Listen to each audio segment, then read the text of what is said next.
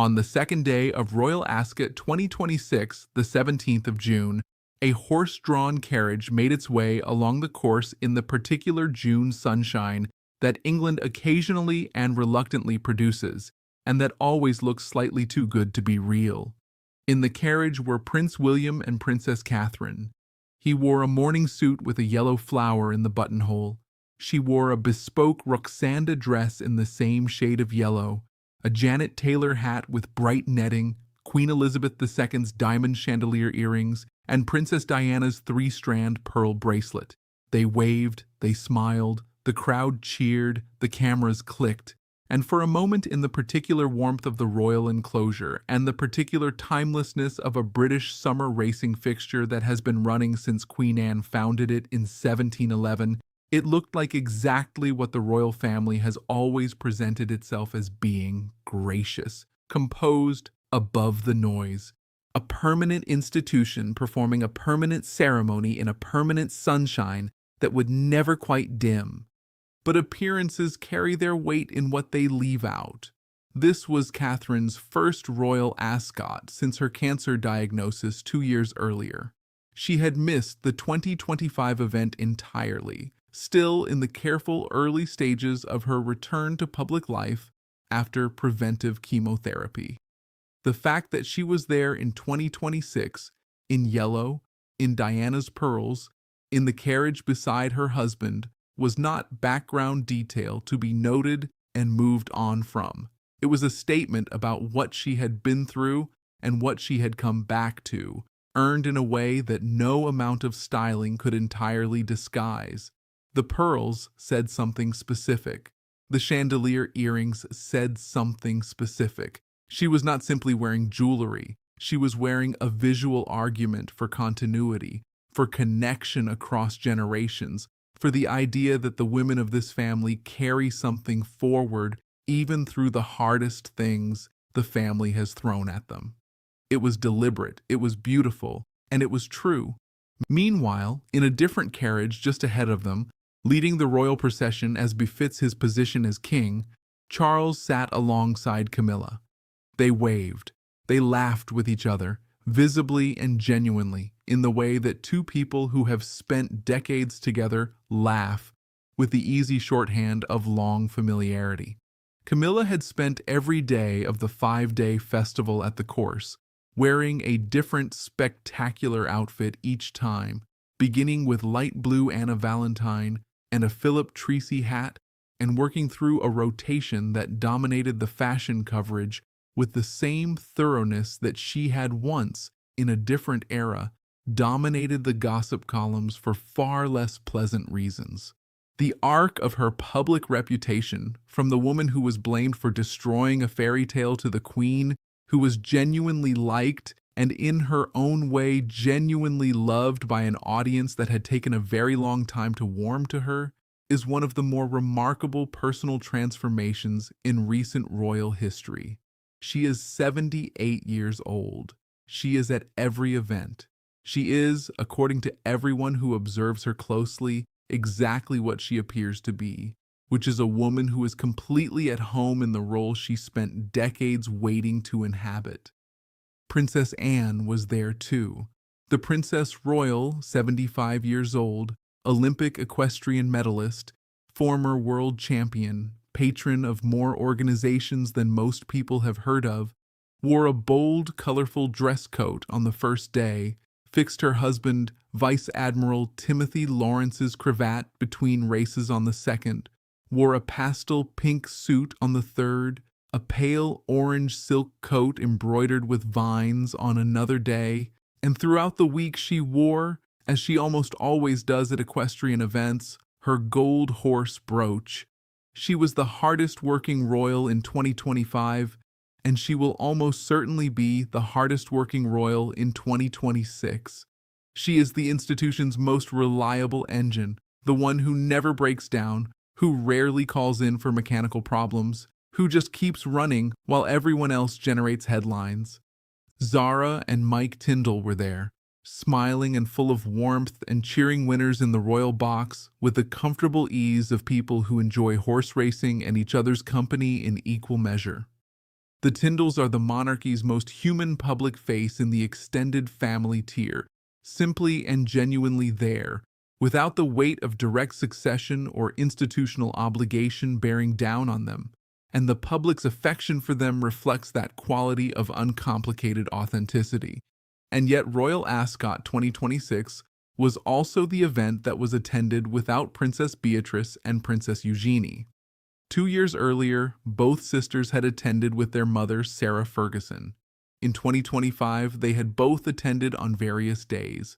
In 2026, in the immediate aftermath of their father Andrew's arrest in February and their mother's decision to finally, after everything, put some distance between herself and the man she had stood by for decades through every previous crisis, the question of who would and would not appear at Ascot became one of the more loaded logistical calculations of the royal social season. The Australian Women's Weekly noted the absence pointedly, observing that the former Duchess of York had lost her titles following her association with Jeffrey Epstein, and that she was unlikely to show up at such a visible public-facing event. The careful deletion of Sarah and Andrew from the visible face of the family at occasions like this is not accidental. It is the new reality speaking through the shape of who arrives and who does not. The new reality of the royal family is a thing made of 1,000 such details, of who is in the carriage and who is not, of who pays whose rent and who moves to whose estate, and who is photographed with a bruise on their face driving past a Norfolk farm. On the 25th of January 2026, Andrew Mountbatten Windsor was required to vacate Royal Lodge in Windsor, the 30-room mansion he and Sarah Ferguson had occupied since 2004, initially at what had been exposed as a peppercorn rent so nominal that it barely constituted a legal transaction. He had given notice that he would surrender the property on the 30th of October 2025, the same day Charles stripped him of his titles, the minimum notice period the lease required. Removal vans had been photographed arriving at the gates. Renovations at Marsh Farm on the Sandringham estate, the far more modest property he was being moved to, had included the installation of security lights and fences. Sarah Ferguson, his ex-wife, his companion through decades of difficulty, the woman who had stood by him in ways that most people thought went far beyond what the circumstances warranted, announced she would not be moving with him. She was ready to spread her wings, a source told Hello magazine. She was not going to Beatrice's Cotswolds home. Portugal, where Eugenie and her family lived, was being considered as a temporary base, while she figured out her own next chapter. Andrew was photographed in June 2026 driving near Marsh Farm with a large purple bruise on the side of his face. The origin of the bruise was not confirmed by his representatives. It was described as not a cause for concern. He had stopped reading newspapers or following any media coverage of his own situation, a detail that suggests either a man who has achieved genuine detachment or one who has decided that detachment is the only remaining option. He was spotted attending the christening of his granddaughter, Athena Mapelli Mozzi, Princess Beatrice's daughter, making a low-key arrival at the Chapel Royal at St. James's Palace. He did not attend the Christmas gathering at Sandringham. Beatrice and Eugenie walked to the Christmas church service without him, choosing the institution over their father in a public and silent way that required no words and said everything. Meanwhile, a bombshell financial report released by a public spending watchdog in June 2026 revealed details about the Wales family and the broader royal finances that made front pages across Britain. Among its findings was the revelation that King Charles pays the rent for Princess Beatrice and Princess Eugenie's accommodation in royal palaces out of the privy purse, which comes from his personal Duchy of Lancaster income. Both women are non-working royals. Both are married. Beatrice's husband is a multi-millionaire property developer. The rents they were paying, adjusted because royal properties require tenants with security clearance, were found to have been based on out-of-date market valuations for a number of years. When those valuations were corrected for 2026, Eugenie's rent came out at 64% of current market rate, and Beatrice's at 68%. The difference between a peppercorn rent and a reduced market rate rent is significant, but the principle that a reigning monarch is personally subsidizing the housing costs of two non-working adult relatives, both financially secure, is the kind of detail that in June 2026 lands very differently than it might have in a quieter year. The report also confirmed what had been suspected for some time, that Andrew had been subletting accommodation within Royal Lodge to third parties, something the lease he held had almost certainly not permitted. The question of who is paying for the upkeep of Royal Lodge now that he has vacated it is unanswered. The property is a royal estate asset. Its maintenance costs are substantial. The biographer Andrew Loney, speaking to Hello magazine, suggested it should be reinvented as a public building, perhaps as a tribute to the Queen Mother and the late Queen, who both had connections to the property. He compared it to Balmoral, which King Charles has already opened to visitors in a move that itself represents a quiet but significant shift in how the institution treats its physical inheritance.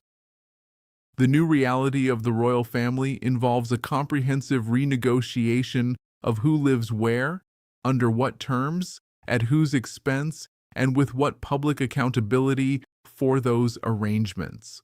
The transparency agenda that has produced the monarch's personal tax disclosure announced on the 25th of June 2026, the first in British royal history, is the most dramatic single expression of this renegotiation. But it is happening in smaller ways too, in the rent reviews and the financial reports and the quiet correction of arrangements that had been allowed to persist under the previous regime of managed opacity.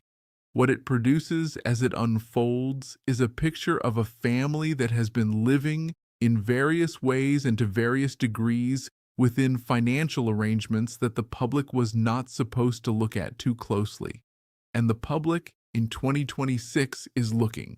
Inside Forest Lodge in Windsor Great Park, the new home of the Prince and Princess of Wales and their 3 children, the new reality has a different texture. The 8-bedroom Georgian mansion, to which the family moved in October 2025, sits within a security perimeter that has generated its own controversy. Residents of the surrounding area told the Mirror that trenches were dug before the move, that a new hedge was planted and a new fence erected behind the back garden, that the drive was resurfaced, that cameras appeared, and most significantly, that a huge area of Windsor Great Park previously accessible to the general public was closed off. People who had walked those paths for years found themselves turned away. Some were, by the account of one resident who had made one of her last walks through the forest before the closure, in tears. The Crown Estate issued a careful statement saying that a security boundary had been introduced by the Home Office and Thames Valley Police in a small area of the park to support enhanced protective measures, that the vast majority of public access was unaffected, and that efforts had been made to minimize the impact. But the people who had been walking those paths for years knew their own forest and knew what had been taken from them, and the gap between the official language and the lived experience is one of those small fault lines that the institution generates without always noticing. Inside the perimeter, William and Catherine have built something that the people who have seen it describe in terms that are consistently warm, a home rather than a residence, a place where 3 children live as children, with the noise and the dogs and the mess of it, where the family eats together and argues and watches television and does the homework, and has the particular kind of unguarded moments that royal life usually requires are carefully managed before they become visible. A rare glimpse inside the property, shared through royal channels, confirmed the warmth and relative informality of the interior. A parenting expert consulted by Hello Magazine described the couple's approach to family life as mindful and intentional parenting, noting their decision to limit their children's smartphone usage as informed rather than old-fashioned. Rooted in the emerging evidence about early social media exposure and its effects on developing minds, the dynamic of that family is about to change. George, who turns 13 in July, will go to Eton College in Berkshire in September. The confirmation of his Eton place, which was announced in the final week of June 2026, had been widely anticipated but still landed with the weight that all such announcements carry when they involve the future King of England. Eton, which educated his father William and his uncle Harry before him, is an extraordinary institution in its own right, one of the most famous schools in the world, a place where the British establishment has sent its sons for 600 years. The fees are expected to total more than $400,000 across his years there. He will, if he follows the pattern of his father and of previous royal students, board rather than commute from Windsor, making him available to visit home only on designated weekends and school holidays. Robert Jobson, the royal biographer whose recent book addresses the Wales household in detail, described the impending change with a warmth and a sadness that rang true. William used to go to visit the late Queen and Duke of Edinburgh at Windsor while he was at Eton, Jobson said, but that has to be organized. You can't just pop home when you want to. They are such a tight family unit. George will be missed. It will be like having an empty seat at the table. The empty seat at the table is the image that captures something essential about the new reality inside the royal family. Not just for William and Catherine, but for the wider institution. There are empty seats at multiple tables now. Andrew's empty seat at the Christmas service. Harry's empty seat at every family event since 2020. Meghan's empty seat at every British occasion since she left. The Queen's empty seat, felt every day in every function that Elizabeth II would have attended, and that the people who served her feel acutely as a specific absence rather than a general loss. The institution has been reorganizing itself around those absences, filling some of them with new people and new approaches, leaving others as the permanent and visible cost of decisions that were made and cannot be unmade. What remains when you count who is actually there is both less and more than what was there before. Less in number, in the sense that the working royal family is smaller and more tightly drawn than at any point in recent history. More in coherence, in the sense that the people who remain are there by genuine commitment rather than by default, that the institution has been involuntarily stripped of the dead wood and the damaged elements and the accumulated liabilities of decades of managed inaction, and that what is left is a core of people. Charles and Camilla, William and Catherine, Anne and Princess Royal, Sophie and Edward, and the Tyndalls and a handful of others who are doing the work because they believe in it. The new reality of the royal family is not a comfortable one. It is more financially scrutinized, more legally exposed, more publicly accountable, and more internally fractured than any version of the institution that preceded it in living memory. It is also in ways that the people inside it are still discovering, more honest than it has ever been. The tax bill was published. The rent arrangements were exposed. The financial subsidy of non-working relatives was confirmed. The bruised man driving past a Norfolk farm was photographed. The tears of the people who can no longer walk in their park were reported. None of these things were supposed to be visible, all of them are. And underneath all of that, in Forest Lodge and in Clarence House, and in the carriages at Ascot, and in the palaces and the apartments, and the quiet rooms where people think about what comes next, the family continues. It continues at the pace that 7-year-olds set, and 13-year-olds resist, and 77-year-olds insist upon. It continues in yellow dresses and diamond earrings borrowed from a grandmother and pearl bracelets inherited from a princess who died before most of the world had finished grieving her. It continues in the fixed cravats and the horse brooches and the mourning suits with matching flowers. It continues in the school terms and the hospital visits and the social media videos and the climate receptions in the June heat that breaks all records and the changing of the guards that is suspended for the first time in centuries. It continues because it always has, because continuity is the thing it was built to demonstrate, and because the people inside it, whatever their differences and their silences and their legal situations and their empty seats, have each in their own way decided that continuing is still the thing they are for. That is the new reality of the royal family, not the version on the balcony or the version in the carriage or the version in the carefully released social media video, not the performance, the reality underneath it, as complicated and as human and as stubbornly alive as any family, trying to find its way forward through circumstances that nobody planned for and nobody entirely expected, in a world that will not stop watching, in a country that cannot quite decide what it thinks, inside a building that is currently being renovated and will one day, perhaps, be fully open to the people it was built to serve.